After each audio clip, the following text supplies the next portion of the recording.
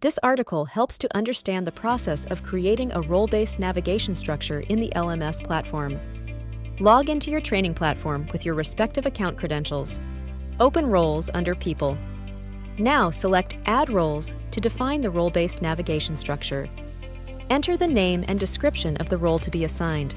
Choose between Show or Hide under Dashboard to make sure the access for the dashboard is defined for this role.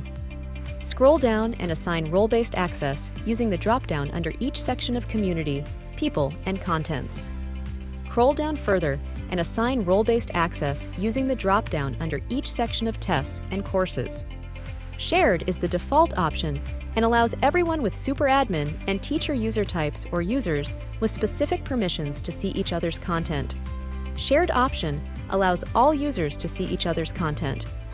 Restrict the users according to your preference by selecting any option from the drop-down menu. None, no permission is set. Read provides read-only access to the object. Change provides all permissions permitted by read, write, edit, and save. Full control provides all permissions permitted by read, write, edit, save, and delete. No access denies access to all. In the context of user permissions, restrictions play a crucial role in shaping user access.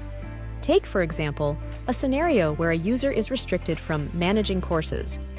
In this case, the user's access to courses will align with the specific options enabled, ensuring a streamlined and controlled experience.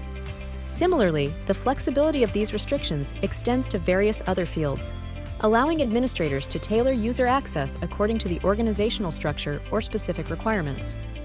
The standout of this system lies in its adaptability.